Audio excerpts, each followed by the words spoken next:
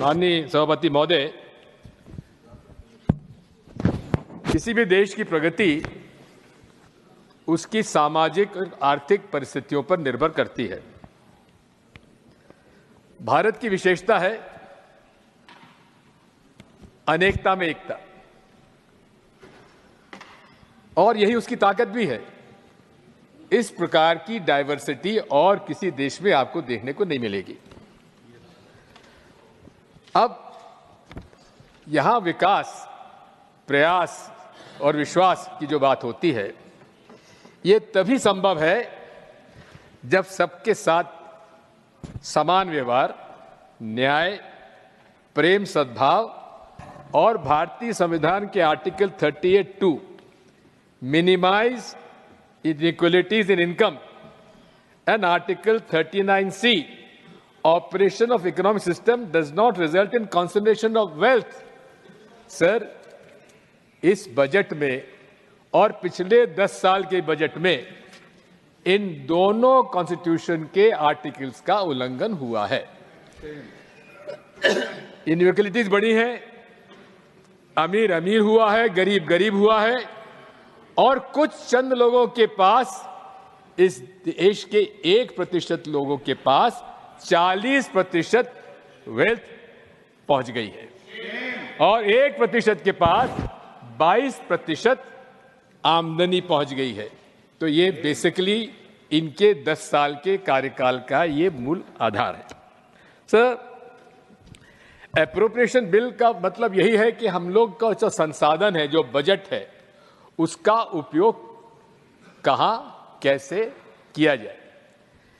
यदि आप समझेंगे, हमारे परिवार में यदि 100 रुपए आते हैं, तो सबसे पहला हक होता है जो सबसे कमजोर व्यक्ति होता है, जो सबसे कमजोर बच्चा होता है। इस देश में सबसे कमजोर वर्ग अगर है तो वो वर्ग है जिसके पास कोई एसेट नहीं है, कोई संसाधन नहीं है, कोई आमदनी का जरिया नहीं है। उन लोगों का पहला हक बजट पे होना चाहिए। क्या इस बजट में दिया गया है? मैं अपने भाषण में अब आपको उल्लेख करूंगा। सर, यदि आप देखेंगे तो लगभग 25 से 30% लोग आज भी इस देश में हैं जिनके पास कोई संसाधन नहीं है, और आज भी ग्लोबल हंगर इंडेक्स में हम लोग 111वें पायदान पर हैं 125 राज्यों में। सर, प्राथमिकता क्या होना चाहिए? प्राथमिकता संसाधनों की सबसे पहली है कि अमीर गरीब की खाई कमी होना चाहिए, महंगाई कम होना चाहिए, बेरोजगारी समाप्त होना चाहिए, और गरीबों का हक पूरा उसको मिलना चाहिए। ये आपका 11वां बजट है। यदि इसकी प्राथमिकता अगर देखें तो उसमें कहीं नजर नहीं आती है। सर, राहुल जी ने सही कहा था 2015 में, कुछ भी कहिए, उनकी फार साइटेडनेस का तो हम लोग आप देख रहे हैं, चाहे कोविड का मामला हो, चाहे चाइना का मसला हो, चाहे सूट बूट की सरकार, उन्होंने कहा था ये सूट बूट की सरकार है, और पिछले 11 साल के बजट में ये पूरी सरकार केवल सूट बूट की सरकार है। और अब तो कॉरपोरेट्स में भी विभाजन सा लगता है। कुछ हमें अमीर कॉरपोरेट है, और एक मिडिल क्लास है, और एक lower middle class. Corporate sector में विभाजन हमको करना पड़ रहा है, जिस प्रकार से हम लोग मिडिल क्लास में करते हैं। यदि आप देखेंगे सर कि हमारे इकोनॉमिक सर्वे में कहा गया है कि लगभग 24 करोड़ लोग गरीबी की रेखा के बाहर चले आए, लेकिन उसी में आर्गुमेंट ये दिया है कि उसका जो इंडिकेटर है वो हाउस होल्ड कंजम्पशन एक्सपेंडिचर सर्वे, यानी कि व्यक्ति के, परिवार के, घर के हाउस होल्ड एक्सपेंडिचर में बढ़ोतरी हो गई है, इसलिए वो सब अब गरीबी के मल्टीपल इंडेक्स से ऊपर चले गए हैं। ये तो बात उल्टी है। बात साफ है कि 2023 में अगर आप देखेंगे कि net financial house hold savings 47 सालों में सबसे कम आज है। निरंतर नेट सेविंग्स घटती जा रही है। ये एक इंडिकेटर है कि गरीबी घट नहीं रही है, गरीबी बढ़ रही है। साथ में जो बजट है उसमें भी, उनके हाउस होल्ड बजट है उसमें लोन इस सेक्शंस का बढ़ता जा रहा है। तो कहां से गरीब लोगों की संख्या कम हो गई, ये माननीय मंत्री जी बताएंगे हमको बाद में। साथ में ये भी है कि इनके कार्यकाल में आमदनी लगभग वही है, मजदूरी वही है। जो मजदूरी 10 साल में 1% से भी आगे पीछे नहीं हुई है, चाहे एग्रीकल्चर लेबर हो, नॉन एग्रीकल्चर लेबर हो या कंस्ट्रक्शन वर्कर हो। इसके लेबर जो हमारे ब्यूरो डाटा है उससे प्रमाणित होता है। सबसे ज्यादा गरीब कौन है, मैंने आपको बताया, जो भूमिहीन है, असेटलेस है, जिसका रोज आमदनी करने पर चूल्हा जलता है। यूपीए सरकार ने महात्मा गांधी नरेगा का योजना चालू की, लेकिन साथ में मजदूरों के बारे में मनोवृत्ति क्या है इस सरकार की, आप ऑर्गेनाइज लेबर में देख लीजिए। हर साल ये जिनीवा के कन्वेंशन के अंतर्गत हर साल ट्राइपार्टाइट मीटिंग्स होना चाहिए, एम्प्लॉयर, एम्प्लॉई और गवर्नमेंट की। सन 2015 से लेकर आज तक उसमें भारतीय मजदूर संघ का भी उसमें नाराजगी है। एक बार भी इन्होंने लेबर कॉन्फ्रेंस नहीं की और 44 लेबर लॉज बदल दिए, 4 लेबर कोड ले आए जिसमें किसी भी ट्रेड यूनियन से चर्चा भी नहीं करी। सर, मैं आपसे कहना चाहता हूं कि महात्मा गांधी नरेगा का जिसका विरोध मोदी जी करते थे, कहा था ये हम लोग मॉन्यूमेंट रखना चाहते हैं जो यूपीए सरकार के गलत काम हुआ उसके हजार पर। लेकिन साहब उसके हिसाब से मैं ये देखूंगा तो उसमें भी एप्रोप्रिएशन बिल में उसकी भी उसमें देख रहे हैं उसमें भी अलॉटमेंट कम हुआ है। किसान सम्मान निधि आप दे रहे हैं, किसान सम्मान निधि उसको दे रहे हैं जिसके पास जमीन है। जो जिसके पास जमीन नहीं है, जो भूमिहीन मजदूर है, उसको 1 पैसा भी आप नहीं दे रहे।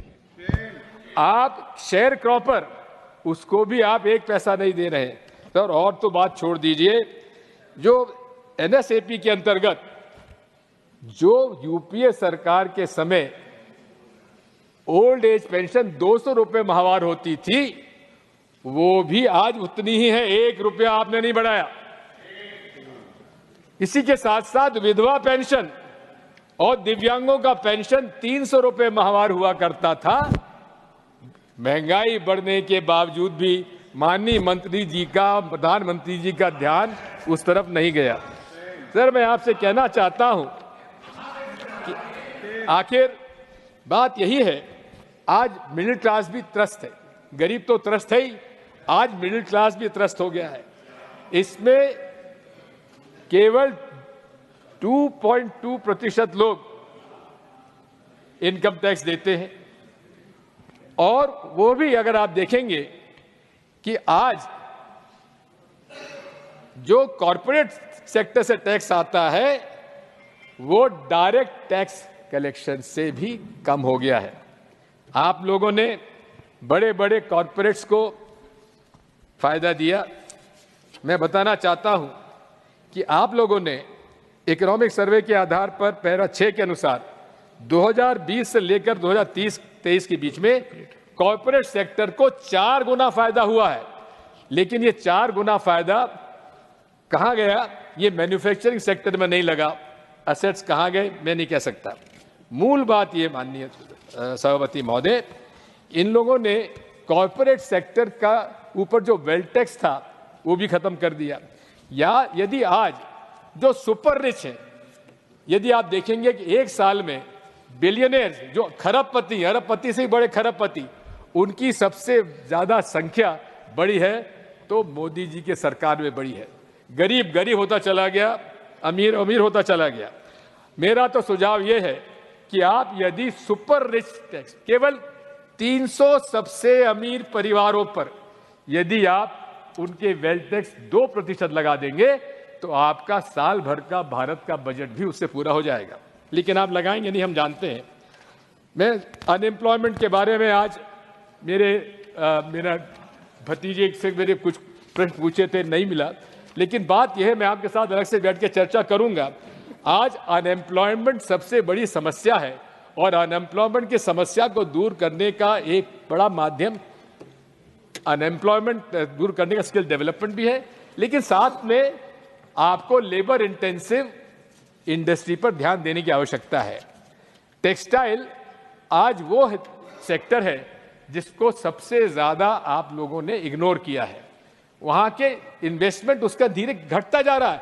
दूसरी तरफ बांग्लादेश की इकोनॉमी, श्रीलंका की इकोनॉमी आप देखेंगे, टेक्सटाइल पे रेडीमेड गारमेंट से उन्होंने काफी आगे बढ़ाया है। मैं इतना भी ये कहना चाहता हूं कि आप लोगों ने ये बात सही है कि आपने मैडम 3 ड्रग्स पर, कैंसर के ड्रग्स पर आपने कस्टम ड्यूटी कम की है। मेरी तो आपसे प्रार्थना यह है कि आप तीन को छोड़ के जितने भी ड्रग्स हैं, कैंसर ड्रग्स हैं, उनको सबको आपको कस्टम ड्यूटी फ्री करना चाहिए। अभी कुछ दिन पहले जीएसटी 18% आपका हेल्थ इंश्योरेंस में था। हमारी मांग है कम से कम उसको तो आप माफ कर ही दीजिएगा। मैं ये भी आपसे निवेदन करना चाहता हूं कि इसमें जितने भी आपके कैंसर के रिलेटेड जितनी मशीन्स हैं उनको भी टैक्स माफ करिए। एजुकेशन और हेल्थ, इस पर विशेष तौर पर ध्यान देना चाहिए, लेकिन दोनों मंत्रालय के आप लोगों ने बजट अलॉटमेंट कम किया है। सबसे बड़ी बात यह है कि आपने टैक्स रिफॉर्म्स की आपने बात की है। जहां तक टैक्स रिफॉर्म्स की आपने बात की है, लेकिन देखने में आता है कि सबसे ज्यादा यदि आईबीसी का जो लाभ हुआ है वो कॉर्पोरेट्स को हुआ है। हेयर कट हुआ, उस हेयर कट में लगभग 12 लाख करोड़ का ऋण माफ हुआ है। ये किसके लिए फायदा हुआ? कॉर्पोरेट्स के लिए फायदा हुआ। दूसरी बात यह है कि डिडक्शन जो है, मिडिल क्लास का डिडक्शन, अभी भी अब आप लोगों ने शिक्षा और स्वास्थ्य में महंगाई बढ़ती गई है। इस तरह से चर्चा तो बहुत करनी थी, लेकिन मूल बात मैं आपसे कहना चाहता हूं जम्मू कश्मीर के बारे में। जम्मू कश्मीर के बारे में अभी कुछ दिन पहले यूएस ने ट्रैवल एडवाइजरी भेजी है। तो आप एक तरफ तो कहते हैं कि वहां इतना बड़ा टूरिज्म इंडस्ट्री बढ़ती जा रही है, लेकिन यूएस की ट्रैवल एडवाइजरी में कहा गया है कि वहां पर अभी जाना खतरे से खाली नहीं है। इसी के मैं पूछना चाहता हूं, आपने स्टेट को यूनियन टेरिटरी बना दिया। गृह मंत्री जी जाकर कहते हैं हम स्टेट छूट देंगे, लेकिन अभी तक उसका कोई नहीं हुआ। जहां एक तरफ क्रॉस बॉर्डर टेररिज्म बढ़ रहा है, वहीं माननीय अध्यक्ष महोदय टैक्स टेररिज्म भी इस देश में बढ़ रहा है।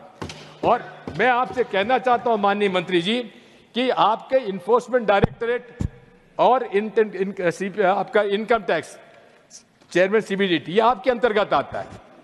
जिस प्रकार से इसका एक रेट्स का एक राजनीतिक हथियार की तरह उपयोग किया जा रहा है, हम उसकी निंदा करते हैं। बात यह है कि आखिर ये ईडी डायरेक्टर और सीबीडीटी चेयरमैन साहब किसको रिपोर्ट करते हैं? अमित शाह जी को रिपोर्ट करते हैं कि आपको रिपोर्ट करते हैं? मैडम, आज मेरे पास लिस्ट है कितने ऑपोजिशन लीडर्स। एक सेकेंड, फॉर्मर सीबीडीटी चेयरमैन मेरे को रिपोर्ट करते हैं। Sir, I know that. नहीं, former sir, he is reporting correctly here. करते हैं। He may not be reporting correctly there, but he is reporting correctly here, sir. Yes, go ahead. Sir, the point I am trying to make is, I have got a list of opposition leaders who have been, against whom ED and IT has been used a political weapon, and they were forced to join the BJP. Sir, if you want, I'll be very grateful. I'll be laying this on the table of the House. At the same time, electoral bond pipeline. This is again being used as a weapon by the finance ministry. That list also have got those whose houses were raided, premises were raided, who have given huge sums of money in the electoral bond. Sir, I would like to say that the lot of ministers, the leader of opposition, leader of the House, and the BJP MPs have been taking the credit of direct benefit transfer for themselves. But let me bring it to the notice that direct debt this transfer was initiated during the UPA regime on 1st January 2013. Sir, I would like to say that capital expenditure has gone up. Capital expenditure has gone up. I congratulate the thing. But is it being used correctly? The kind of corruption which has gone into the capital expenditure and the way the new buildings are collapsing, the bridges are collapsing. Sir, I'll take 1 or 2 minutes more, sir. Okay. Sir, the famous case of the tunnel, in which about 41 labor were वहाँ बच गए थे, फंस गए थे, उसमें भी मैंने आपसे निवेदन करना चाहता हूं कि उसमें ये कॉन्ट्रैक्टर कौन थे, उनको ब्लैकलिस्ट आप क्यों नहीं करते हैं? मेरे पास अनेक ऐसे उदाहरण हैं यहाँ जितने भी बड़े निर्माण कार्य हुए हैं जो गिरे हैं, उनके जो कॉन्ट्रैक्ट्स के खिलाफ ब्लैकलिस्टिंग तो करिए। और ये भी एक मानसिकता दर्शाता माननीय सभापति महोदय कि जिस रैट माइनर के माध्यम से आपने उन मजदूरों को छुड़ाया था, उस वकील हसन को उसका घर बुलडोजर से तोड़ दिया। यह मानसिकता है आपकी माननीय अध्यक्ष महोदय। इसलिए सामाजिक और आर्थिक रूप से जो अशांति फैली हुई है, हम उसका विरोध करते हैं। धन्यवाद।